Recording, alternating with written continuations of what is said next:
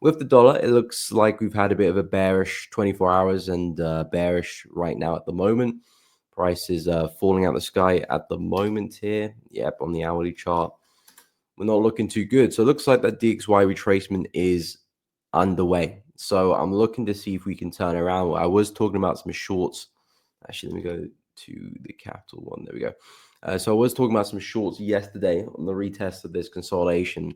More or less missed the area, but the market did form that lower high before melting to the downside because we had such a strong drop. Not yesterday, the day before evening, really impulsive move.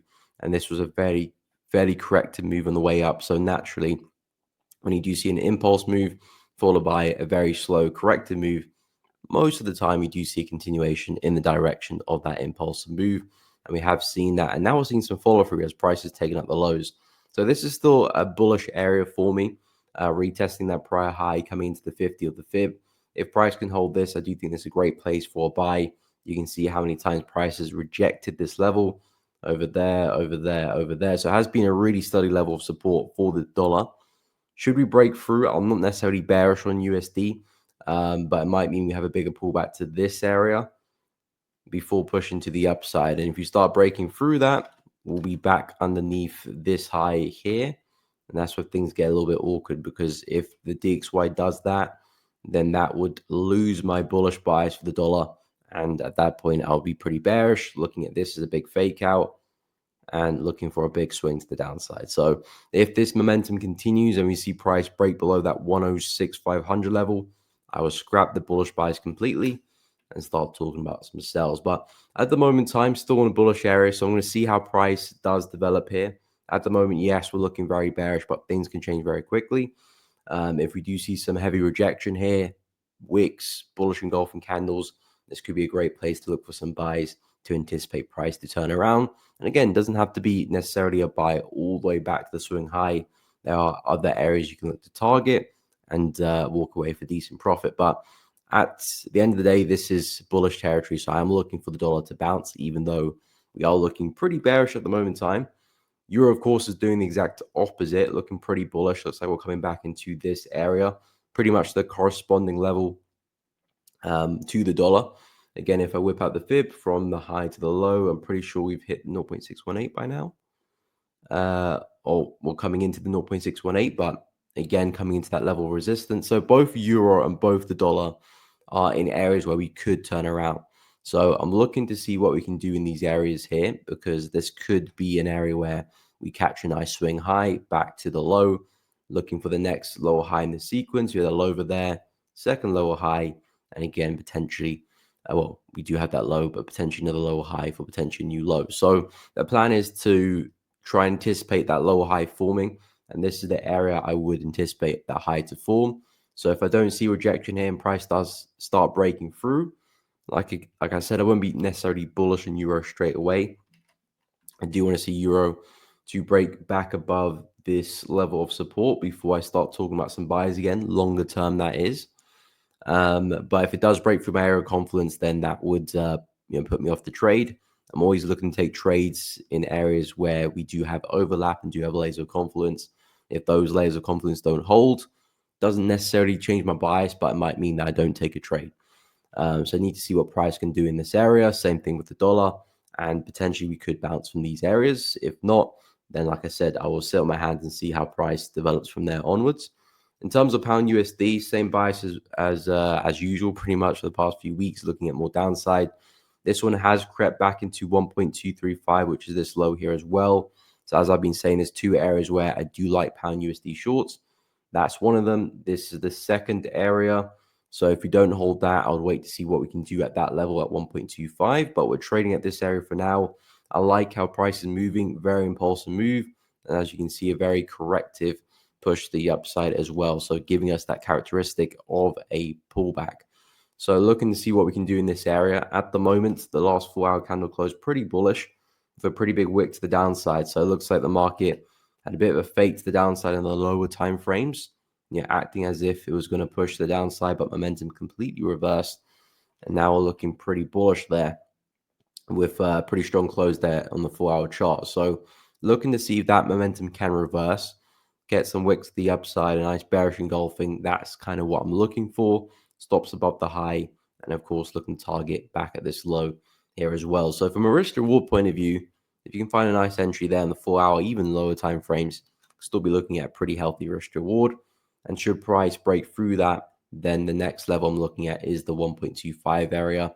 Again, for me, this is the last major lower high of the market, which create this low. So if I do whip out the fib, pushing into that area does get us back into the 0.5, 0.618 region, which is just a healthy area to be in for a pullback. So if we do break through this area, which we're trading at now, it's not the end of the world. Still looking for a retest of that 1.25 level, more or less. So still pretty bearish on pound. Really nice leg to the downside. The plan is still look for the lower high, but we need to find this confirmation, of course, if you're going to find some entries. In terms of dollar CAD, I'm pretty sure they had a really aggressive sell. Yeah. So dollar CAD has just been all over the shop, really. Difficult to do much with this one unless you're kind of just buying the lows and selling the highs. In that case, you probably would have had a couple decent trades. And again, that's the best way to trade a ranging market. Buy low, sell high until price, of course, breaks out that range. Then, you're looking at a different market condition. But as you can see, massive resistance up there. Really intelligent support here. Prices bounced for a few times. We did it again yesterday. And then we rejected the high again yesterday. So the market was just all over the shop. And now we're coming back into support, which in theory, we could respect again and see another swing to the upside. So if you're looking for range play, this is the area which you want to find your entries, and up here as well. In actual fact, you want to try and find your entries close to the level of support as possible. That way you can maximize your risk reward should the trade be successful. But yeah, at the moment, USD has still ranging, so still waiting for price to break out of this. It looks like we tried to break out the high, but of course failed. If price breaks out the low, there could actually be some counter trend shorts. I'm still looking at buys overall with dollar CAD. I still do have targets back at this weekly level of resistance. So that's still what I'm looking for price to get to. But there is a world where we do have a really big pullback and potentially could push all the way back down here for a retest before continuing. So there is that possibility for a lot of downside, even if it is just retracement for price to retest the level and continue. There could still be a lot of downside as well. So if it's a good enough breakout, aka with enough momentum and enough distance, there could actually be some nice shorts to take advantage of on some retests, pullbacks, and look to ride that momentum down. I'll be looking for that high low, whether it forms at this area here or it forms at the big weekly level. That'll be up to dollar CAD, but I do think the bigger move is still to the upside, but there might be some nice shorts to take once we do break out of that level of support. But at the moment, still ranging, and for all we know, we could just turn around again. So if you are looking for range play, not a bad idea here for dollar CAD. Still looking to buy a low, sell high until we get the breakout. Aussie dollar. Last time I checked, this one's looking a tad bullish. Yeah, pushing to the upside very, very slowly though. Again, because we have taken out those massive weekly levels of support. A few areas, one over there, second over here, and third over there as well. So we are due a pullback. The market's been bearish. We've seen how many bearish candles in a row, minus that bullish candle there. It's only right that we do see a bit of upside in terms of retracement. So I am looking at a pullback into this area here at least. We could go a lot further than this, but this for me is the first big level for Aussie dollar to face. We might push a lot higher, but I'll see what we can do there. And if things look good, I will be looking to take some shorts for Aussie dollar to take it back down again and hopefully ride that momentum. But yeah, at the moment, still very corrective. So I do think Aussie dollar is likely going to push to the upside here and at least come and tag that 0.64 area. In terms of New Zealand dollar, this one is same situation as well. Very, very corrective as we can see. And I am looking for price to push the upside here. This one hasn't quite taken out its weekly level. So we haven't quite taken out this low or this low yet, but we have taken out some prior lows. over here, which again, I'm anticipating a bit of a pullback from. So again, for me, the bigger move is still likely to take out those lows there. That's still likely going to be the bigger move, but we could go for a retracement, which could last 2, 3, 4, 5 weeks potentially, which could be some nice buys on the way up before we do turn bearish again and see price continue to the downside. So still very bearish Aussie dollar longer term, but again, I do believe we are due a bit of a correction, which looks like we're starting to see the signs of that happening. So yeah, looking for price to push up, have that retracement, form a lower high somewhere, and then hopefully we can take it back down again. And the areas I'm looking to short from is this level of support and this area here. That's what I'm looking to anticipate price to turn around from, but I need to get there first. So I like NZ dollar. I probably prefer this one more than Aussie dollar. It's a bit cleaner, and the fact is we haven't taken out those lows yet, so we've still got a reason to head lower, whereas Aussie dollar's taken out a major low, so that could give it a bit more of a kick. But yeah, I do expect more downside for both of them longer term.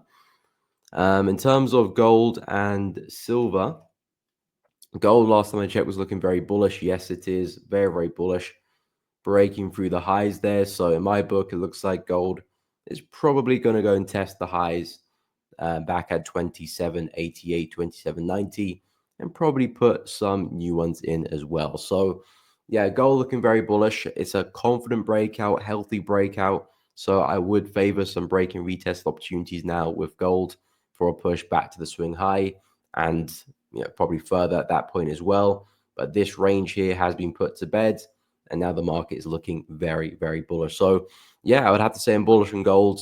Again, I'll be talking about the higher time frames, more so the weekly chart, saying there's just so much momentum to the upside here for gold. So even though the low time frames have been quite choppy and a bit difficult to trade and read, the overall trend of the market has still been very, very bullish. So with that in mind, you're always kind of looking for that to continue at some point, and looks like that some point has arrived. So if we can see some pullbacks of that, that'll be great. Try and catch the next high low in the sequence. One over there, second, third, fourth, fifth. Looking for number 6 over there, retest that level, and there's probably a good chance we push right back to the high and probably a lot higher as well. So very, very bullish on gold there. And taking a look at silver, I'm expecting this to follow. This one's lagging behind big time because the highs that we previously created from last year is all the way back up here at 34.8, and we're nowhere near that area, and we still do have this high to contend with. So in terms of the buys are looking a little bit better. I did say I'll keep an eye for the retest of this level. Unfortunately, didn't quite see that happen, but it looks like we're about to take out these highs here. So if you do with some momentum, again, looking for the next pullback, hopefully we can get involved with that one. Still being a bit cautious with this high on the left, because as I said yesterday, this could still send us right back down again. But looking to try and find that next higher low for silver. And once we take out this high, then it should be pretty smooth sailing back to the high there, 34.8. And then again, just looking for those pullbacks where we can find them with, of course, good confirmations as well. But yeah, very, very bullish on gold and silver. I do expect silver to eventually catch up with gold. So this one could be one to keep an eye on. I know it's not looking as good as gold right now, but I do think it's going to pick up the pace pretty soon.